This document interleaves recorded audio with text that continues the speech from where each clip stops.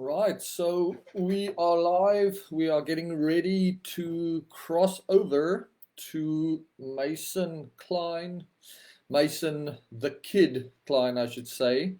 Um, as he was termed, Mason is going joining us very soon, and we are super excited to have him join us. Definitely making some real waves in the Dakar, as they say, kicking ass and taking names. Definitely the upset of this Dakar. I think as we've been chatting to quite a few guests lately, this Dakar has been much more equal footed with the guys. And a lot of rookies are running in the top 20, 30. And I think it shows us that, especially with the road books and the changes that happened, how that became way more competitive. So Mason is about to join us in a second. We're going to be crossing live to him, and then we'll chat with him. If any of you have any questions, then do feel free to share them with us on the Facebook Live, and we will definitely give them over. Oh, what have we got here? Mr. Klein, Mason. Mason, I think, oh man, it's so good to see you. You're live on Facebook. All over Yeah. the world at this point. Hello, how are you feeling, man? Nice to see you. Yeah, I'm feeling pretty good. I think it's 6 o'clock over here in Saudi Nice. PM. Did you get a Had nice a good day rest full day. of rest? Yeah, I can imagine, man. It must be Yeah, good to be all rested up. yeah. Just been eating food all day. Making What sure I'm ready to go for another week. what is your favorite thing that you've had today? Um, we had ribs Oh, and nice. burgers. No. So I had 2 burgers and some ribs. Awesome, man. Tell me, what do you guys? I know that you with Bass Dakar, Bart, and the team is amazing. Like, how's Mhm. food? Are you guys enjoying the Dutch style of cooking? Yeah, for sure. Everything's been super great. The whole team is amazing. I think we all get along super good, and yeah, it's just awesome working with these guys. Awesome, man. So, Mason, you are definitely the upset of this year's Dakar.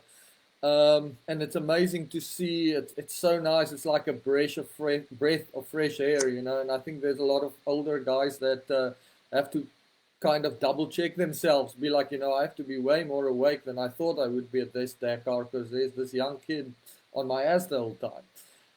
Yeah, So yes, the last night I was listening to Scotty Bright and Victor from Chasing Waypoints, and yeah, from, as you know, I'm from South Africa, so we kind of, everybody gets like a nickname, and I think yours kind of now have naturally kind of come out as the kid, you know. That's yeah. how you being effectively or affectionately known. So man, just tell us a bit. I mean, I just have some stats here. I mean, you were on the first stage, you came in 17th, and then the next day you jumped to fifth, then went back on stage two to 33, and then stage three you came in as third on the podium, man. I mean, Yeah. how was that? I mean, to make a podium on your third Dakar stage, I think it's phenomenal. How did you feel? Were you pushing that day? Were you planning for a podium, or did it just happen? Um, for that day, the plan was definitely try to make up some time because I lost a bit of time stage two. Hmm. Made a silly navigation mistake. Not like I went the wrong way, but I was going the right way, and I turned around for no reason. Just Okay.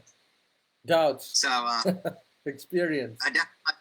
I wanted to get back up there. Hmm. You can see my name near the front. It was Hmm. super cool. All the attention I got the first day, so I wanted some more of it.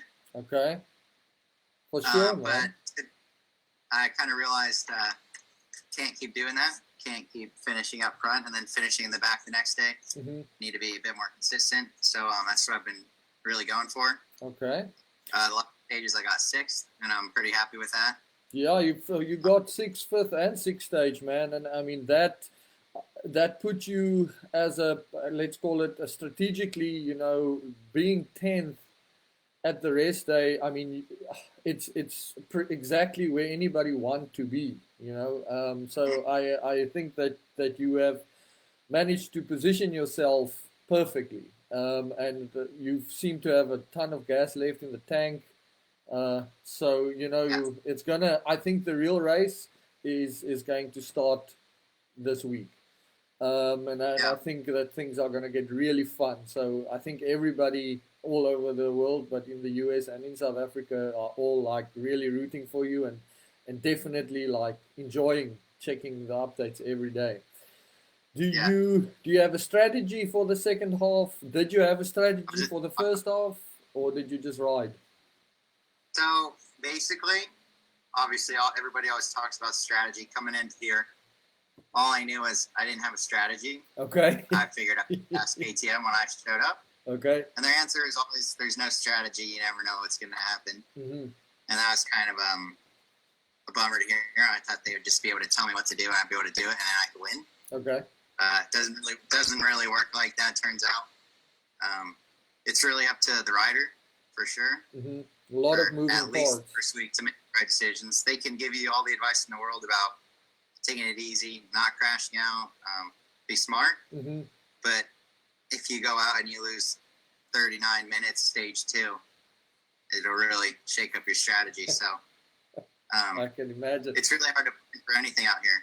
Yeah. So tell me this famous, what was it, kilometer 257? Give us a bit more inside info. I know Victor and them was talking about it last night. What was the tulip? I never had that problem. I have no idea what this kilometer is about. I don't remember any of it. Okay, you just blew right past.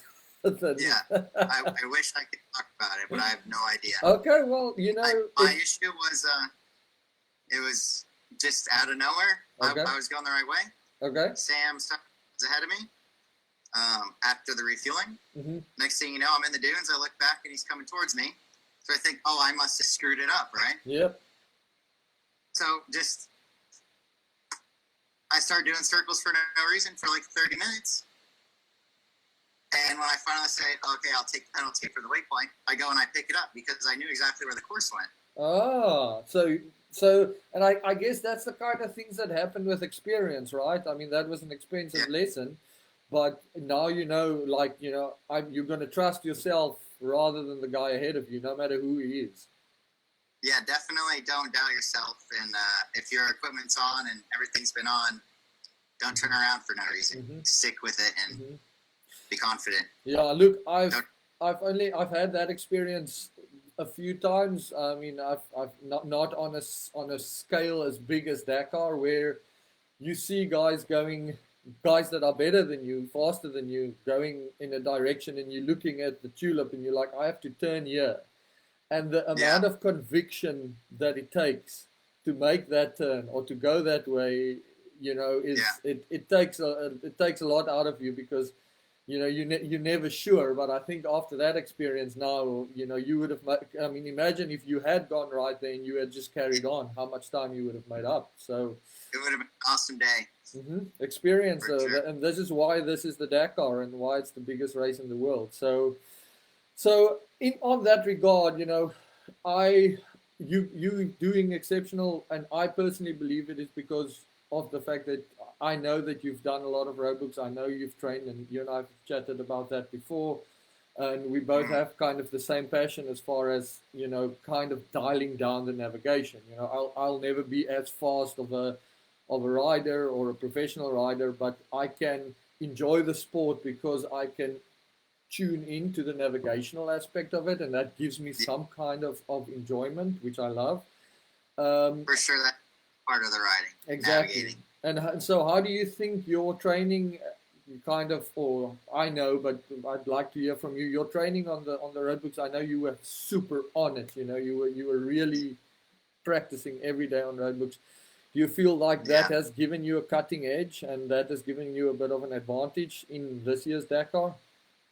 Yeah, for sure. For the last few years, road books and making road books and road book training, that's like been my life. Mm-hmm.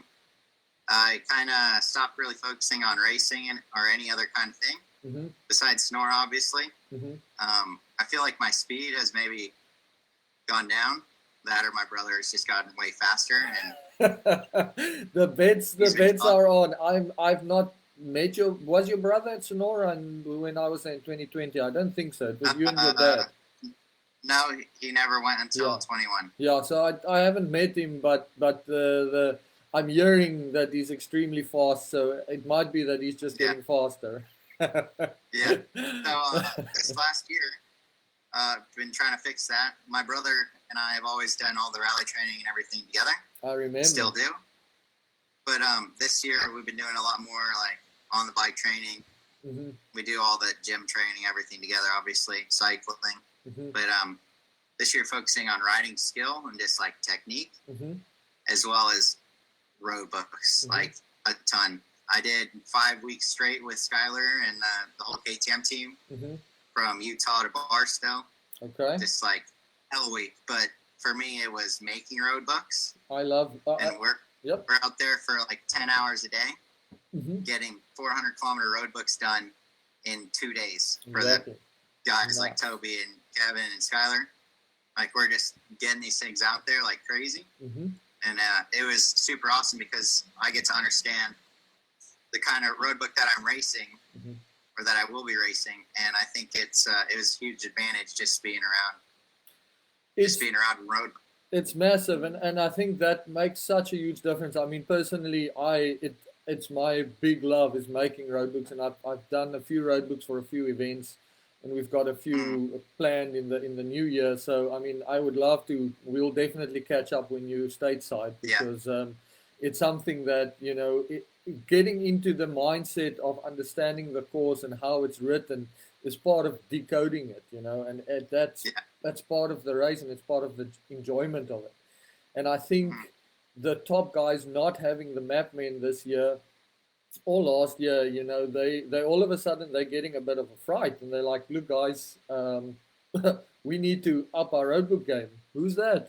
Brad Cox is joining the call. Hey Brad, how's it going, man? A fellow Sapper, how's it going? Yeah, all good, man. All good. This is the competition. But after my game, it's going to be in his league. Listen, Brad. Okay, thanks, man. Nice to see you. Yeah, okay, I know. Yeah? How's it going? How are you feeling? Yeah, good. I mean, happy to be at the race day and feeling rested and ready for another week of riding, I guess. Okay. Are you up for doing a call with us sometime in the coming week? One of the days where you're not too busy? Yeah, we can make a Okay, plan. I'll drop you a WhatsApp. It'll be great to have a chat, man. Text me, that's cool. Okay, right, thanks, man. See you, Brad. Thank you. Are you coming? Oh, yeah. We're going to dinner. Dinner in a little bit? All right. Okay. You full on ribs and burgers, man. Yeah. Listen. I think they were cooking lamb or something. Like, so many of them out there on that rotisserie thing. Yeah. Pretty cool. Yeah. In South Africa we call it in South Africa we call it the braai. And braaiing is one of our big pastimes, you know. Socializing and eating together is a big thing. So, man, just a few more things. I mean, it's so nice of you to make the time to chat with us here. So I'm going to just quickly check some of the comments here. J Troop Wombat, he says, go Mason. I think you know him from the US. Rusty from Australia saying good luck. Dave Black, he's saying that you're kicking ass. He can't wait for the next one. So definitely got the Sambu Enkur, I don't know him, but he's very excited. He's saying that next year you're on a factory team. So definitely, I love to see it. We have a lot of speculation. I mean, I know you and Skyler have been let's say, training together. So I mean, I'm gonna put you on the spot here, but I would say if you have your pick, you know, if you could choose who's going to phone you, do you have a preference? Is there somebody that you would say, look, if I could choose, I would like these guys to phone me? Yeah, for sure. I love KTM. Okay. It's hard to be on the spot, but I had to do it. Okay. It's good to know. I love KTM. I wouldn't mind hanging out with Skyler. Okay. I think it makes sense, right? Like, we live next to each other. We train together already. It'd be nice if we could just make it official, you know, wear the same gear, ride the same bike. I think it would just make the training that much more beneficial. Definitely, definitely, man. Sure. Christine Burrows, she's also saying go Mason, as well as Patrick He's the Capco. best. Is it? Yeah, Christine Burrows and Patrick Capco. Definitely, they say all good luck. So, man, it's so Thank you, nice. guys. Yeah. So, what do you feel like? Tell us a bit more about what you think is going to happen in the second half of the race, or at least how you're preparing for it. Are you planning to hang back until like towards the end and then pushing it? Are you planning to just finish every day? Because, you know, it does get risky to start pushing it in the end. I mean, I feel if you can come in the top 10, man, I mean, that is a huge achievement. And deciding to push can make all the difference between finishing or not. So is there a big difference between 10th place and 5th place for you personally? Obviously, there's a massive difference between 10th and the podium, but let's say between 10th and 5th, what would you, is it the difference for you? If obviously it's a big difference, it'd be amazing. But I just want to say the guys up front, I feel like we're riding a completely different race. Mm-hmm. Sam, for example, has been leading almost every day of the rally, I feel like. And I haven't seen him since stage 1, I think. Maybe stage 1 or stage 2, whatever it was. Mm-hmm. So strategy is definitely not going to be the same as these other guys. I feel like my goal is to just fight for the top 10 spot. If I could stay 10 and finish 10, that would be a huge win. If I finished top 15, I would still be super happy. I haven't really felt like I pushed any of the days. That's perfect. I feel like the way I've been riding is just, I'm only riding as fast as I can read the road book, you know? Like, I don't want to have another problem where I lose 30 minutes because that ruins you. I can imagine, man. But I mean, riding the road book and riding the terrain, I mean, that is it, you know. And I mean, we saw some horrendous crashes on Friday. I mean, for me personally, Ross Branch coming from Southern Africa and Botswana, I mean, you know, we big fans, you know, and it broke my heart. It looks like tomorrow. Yeah, he's back. He's back, you know. That's grit, you know. And I mean, I can tell you what, I've been listening to all the riders, and the one thing that's clear to me, and I'm going to ruffle a lot of feathers here, but the one thing that's clear is that the African or Southern African riders and the American riders are kind of like, look, just give us what you want to give us. We'll ride it. We just want to ride. And there's a very good crossover kind of synergy there. Whereas a lot of the other guys are like, you know, this, that, and the other. So I think it's really nice to have this, let's call it, American-African connections, whereas we have the same racing mentality, definitely. Yeah, for sure. I'm hoping Australian? Yeah, sorry, definitely the Australians. Oh, Chuck is rough, eh? Yeah. You were saying? Those guys are great. Yeah, those guys are great. So I'm hoping to get some South Africans over to Sonora so that we can foster U.S. African relations or U.S. Southern African relations, and we're not really used to this desert style racing that you guys are racing, and I think maybe if you can, for the Americans or even for us Southern Africans, kind of explain what kind of conditions were stage 6 like if you were to compare it to a US race, you know, like just so that the guys can understand a bit better what is it that you face out there every day. Now, do you know what the Mint 400 is? I've heard of it, but I've not been to the Mint 400. So maybe this year, I don't know. How about the National Hare and Hound Series that Ricky talks about? Also just heard, you know, I've been to Sonora. I've never been to this race either, but I feel like no whoops, but the same as that. Then imagine an extreme enduro event where you'd see guys on trials bikes. What? Really? Is it that bad? It's all mixed together, and it's like the perfect of everything, just like spread out throughout the day. Okay. Obviously, I made 60 kilometers.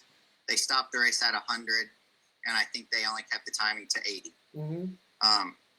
But all the way up to there, we had everything. Gnarly, 2-track, fast, wide, desert, like all the small bushes, little camel grass things, but not really sand, just like bushes, trees. I broke my handguard, just like hitting stuff. Yes, okay. And some crazy uphill rock sections. I saw some of the pictures of those uphill rock sections, and I was like, you know, I'd find a way around that thing. That's not what we rode. The pictures, oh, it was worse, but it was cooler. As it? Like, you'd have to be there. Okay. It was amazing. And your style of riding on those rocks, I mean, do you just take it like I mean, those are big bikes, you know? Oh, you just go. You got a pretty big plate, protects a lot of stuff. I'm never worried about much. You don't want to bend your rotors, so be really careful of that. It'd be a long day without brakes. And you don't want to take your chain off, so. I see Ross's impact took his chain right off and blew out his shock, you know. It was a proper crash. So like looking at that, I mean, luck plays a huge role in the Dakar. Anything can happen at any time. I think that the rally gods have been smiling so far. Have you had any close calls or any mechanicals out on the road that we don't know about, or has everything been smooth sailing for you? So for sure, there's always those close calls, but I've had a really good race so far. Like the close call was like, it was nothing. It was nothing compared to these other guys for sure. Okay. But I think stage 3, where I got third, on the liaison back, I remembered, oh yeah, I didn't fill up my bike after the race. Oh no, man.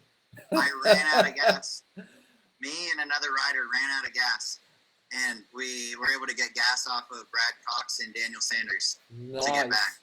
I just want to I just want to pause you there to inform the people watching that don't know. So if you're doing a liaison and you don't finish the liaison, you don't finish the stage. You won't get the points. Just so that the people out there know. Okay, you can continue. For the work you did all day, then you're in a 130 kilometer an hour speed zone on the road to the finish line. You could still get penalties for missing waypoints and speeding, but this isn't like, it's not even the race. Like all you have to do is finish it. Yes. And I ran out of gas. Oh no. So pretty stressful. I can imagine. Now, is this like just wide open Saudi highways, no gas stations in sight? What are we talking? Exactly. And like getting passed by cars like crazy. You be in the left lane, they'll pass you on the left. Wow. So pretty gnarly. It's really survival out there. Well, big shout out to Brad and Daniel for giving you that fuel, man, and that's why we do it, eh? Team spirit and rally. Me and Camille Chapelier, there's both of us. I can't take all the blame for running out of gas. I followed this guy right out of the finish line, so it's honestly kind of his fault. Yes. Not really his fault, but we both forgot. I'm just glad it happens. You know, it also goes into that experience column again. You know, it's never going to happen again. Mike Georgian is also saying great interview, and he's loving seeing your content. Yeah, he's super awesome too. He does some rally stuff, and he's a super cool guy. Yeah, look, I think that you guys are, you, Skyler, and Ricky, and you guys are leading in the new era of rally racing in the US, because you know it's Andrew too. Yeah, I've never met Andrew, but I mean, you know, it's one of these things where the US market, the US segment of racers are so big, and the amount of people that could come out of it is huge, you know, and I know that some guys in the US have got some stuff planned for 2023 Dakar. We'd be very excited to share that with you guys as soon as it comes out. But it's an exciting time to be a rally racer worldwide. You know, we're going into a kind of era where people are getting interested in the toughest stuff. So you're very well placed, and you guys are really kind of inching your niche into the rally history, which is amazing. You know, I'm so happy it's a wave that's trying to surf it. That's what someone told me. Well, man, you are doing an exceptional job at surfing it. And speaking about that, how's the body doing? How's the mind doing? I mean, my personal memory of you, I mean, we met, but the thing that sticks in my mind was like you came in one day at one of the stages of Sonora with, I mean, if your finger wasn't broken, it must have been close to broken, you know. And I still have the picture with you, and I edited out the middle finger, but I was like, this kid is hard as nails, you know. And you had like blood from the rock coming from your nose. And at that point, I knew that we're gonna see you at Dakar, you know. And so I mean, you're young. That obviously makes a huge difference for the body and the bones, and you know, just not being so stiff. You have any flare ups, or are you 100% for the next week? I went under the knife today. What? Had some finger surgery. Yep, okay. Actually. So I got tendonitis in my finger and a blister. Super hardcore. And the KTM doctor, he said, hey, let me check it out. And then he pulls a knife out and he starts cutting the skin away. And I'm like, it's kind of scary. Yeah. I still have to ride 10 days, man, or 5 days, whatever. So basically, like from using the clutch, I only use one finger, my pointer finger. Okay. And I'm gonna have to learn to use my other fingers because it's pretty painful, and it's just getting worse and swelling up, and look, pretty please. Not good for another week of riding. No, but Sorry. That's my only issue so far. I have no other problems. My fingernails are a little long. I need to cut them. Mm-hmm. But nice. Look, keep an eye on that. I mean, there's so many stories of the bigger or the older, more experienced rally guys. It's like, you know, something like this, because you're on the bike every day. You know, it tends to just get worse and worse, and it could cause long, big problems. So, you know, good luck with that, nursing it. Keep it as nursed as possible. For sure. Victor from Chasing Waypoints is saying that, you know, you're behaving like you're a 10-year veteran of the Dakar. You know, you're just doing everything right. So I have to agree with you there, Victor. Definitely, you've definitely got it, and I think, and it would be good to hear your input. A lot of that help is from the guys at Bass. I think they do an exceptional job at kind of just setting guys up so that they are ready to race the next day.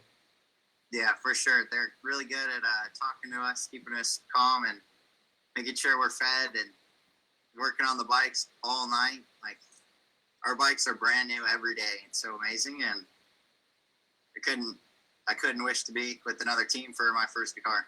I can imagine, man. That's honestly great.